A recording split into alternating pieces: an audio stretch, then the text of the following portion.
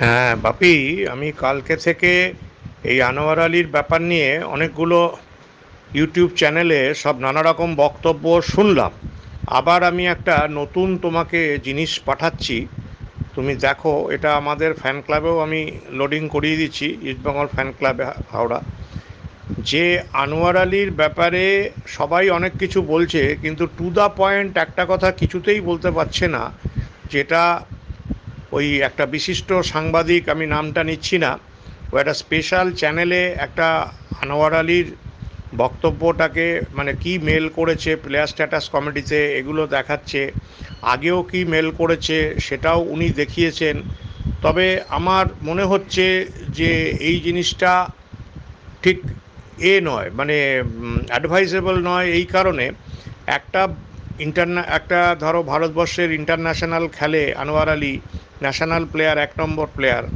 তার এগেনস্টে তার পার্সোনাল যে মেলগুলো যাচ্ছে, ক্লাবেই যাক, সে এতেই যাক, তোমার প্লেয়ার স্ট্যাটাস কমিটিতে যাক, সেগুলোকে পাবলিসাইজ করা আমার মনে হয় it is nothing but something wrong. এবং এটা ওনাকে, মানোয়ার আলীকে একটু ডিফেম করার চেষ্টা হচ্ছে।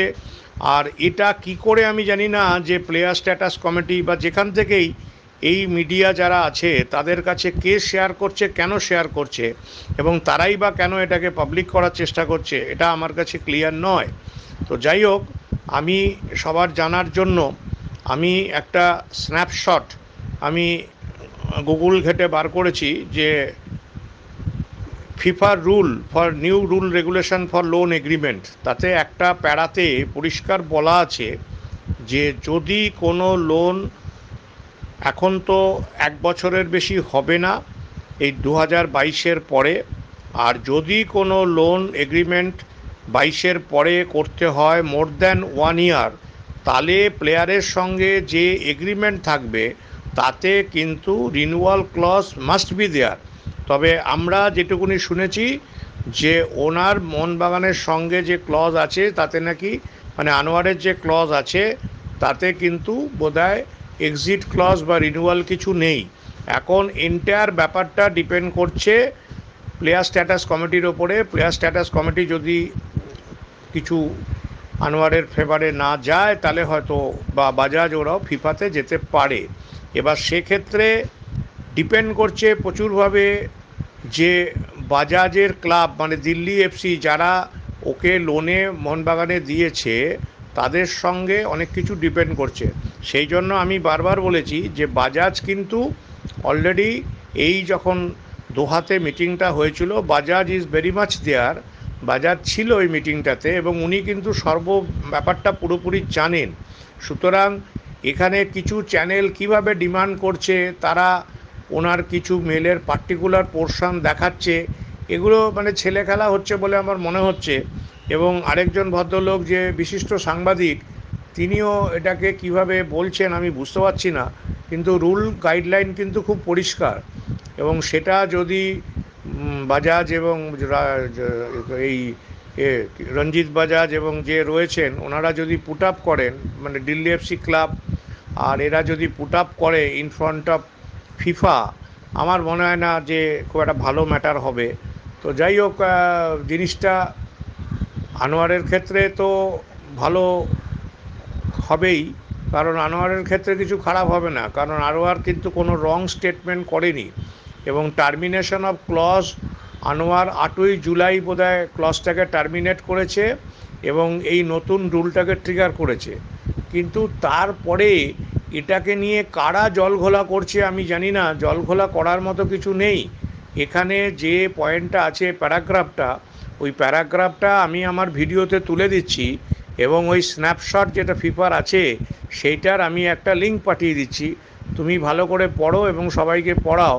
আননেসেসারিলি একটা প্লেয়ারকে নিয়ে ঘোলা হচ্ছে জল, এবং কিছু লোক সেই ঘোলা জলে মাছ ধরতে নেমে গেছে, এবং তারা ভুলভাল রিপোর্ট দিচ্ছে, পাবলিককে বিধিগ্রস্ত করছে, ইস্টবেঙ্গল সাপোর্টারদের মনোবল নষ্ট করার চেষ্টা করছে। কারণ এখন কিছু মিডিয়া তারা বুঝে গেছে, তারা অ্যাকচুয়ালি অ্যান্টি ইস্টবেঙ্গল ছিল, তারা বুঝে গেছে যে ইস্টবেঙ্গল এবার খুব ভালো দল তৈরি করেছে, সেটা তারা বুঝে গেছে। এবং আমাদের নিতু সরকার ক্লাবের কর্তা, উনি বলেছেন যে আরও চমক বাকি আছে। তো এই চমকের ভয়ে এরা নিজেরাই ভুলভাল তথ্য পরিবেশন করে ইস্টবেঙ্গল ক্লাবকে চমকাবার চেষ্টা করছে। আরে বাবা, এইভাবে হবে না, এইভাবে ইস্টবেঙ্গল ক্লাবকে চমকানো যায় না। ইস্টবেঙ্গল ক্লাব চমকের পর চমক দেখাবে, এই লন্ডনে খেলতে যাচ্ছে, আবার দু একটা চমক দিয়ে চলে আসবে। এটা ইস্টবেঙ্গল ক্লাব, বলতে গেলে হবে না, এটা ইস্টবেঙ্গল ক্লাব। এটাতে একসঙ্গে পঞ্চরাজ খেলেছে, আহমেদ, সালে, ভেঙ্কটেশ, আপ্পারাও, ধনরাজ, পাঁচটা ফরওয়ার্ড। খালি এরকম একসঙ্গে ভারতবর্ষের কোনো ক্লাবে খেলেনি, ইস্টবেঙ্গল ক্লাবে খেলেছে। আর একমাত্র ব্রাজিলে আছে গ্যারিনচা, টোস্টাও, জিয়ার্জিনো, এরকম পাঁচটা ফরওয়ার্ড পেলে, জিয়ার্জিনো, এইরকম পাঁচজন ওদের ছিল, পাঁচজন আমাদের আছে। আমি বলছি না আমরা ব্রাজিল, বাট আমরা এশিয়ান লেভেলে যে খেলা খেলেছি সে খেলা এখনও ভারতবর্ষের কোনো ক্লাব খেলতে পারেনি। সুতরাং এগুলো অনেক লোকের গাত্রদাহ হচ্ছে, তারা ভাবছে যদি আনোয়ার আলী চলে আসে তাহলে আরও বিপদ হবে। ভাই, বিপদ কিন্তু আমি বলে দিচ্ছি, ইস্টবেঙ্গল এবার ঘনাচ্ছে অন্য টিমের জন্য, সেটা তাদের মাথায় রাখতে হবে। এতদিন চুপ ছিল, কিন্তু ওই যে একটা কথা আছে, খোঁচা খাওয়া বাঘ আর পিছিয়ে পড়া ইস্টবেঙ্গল কিন্তু ভয়ঙ্কর মাঠে এবং মাঠের বাইরেও, সেটা মনে রাখতে হবে। ঠিক আছে, ছেড়ে দিলাম।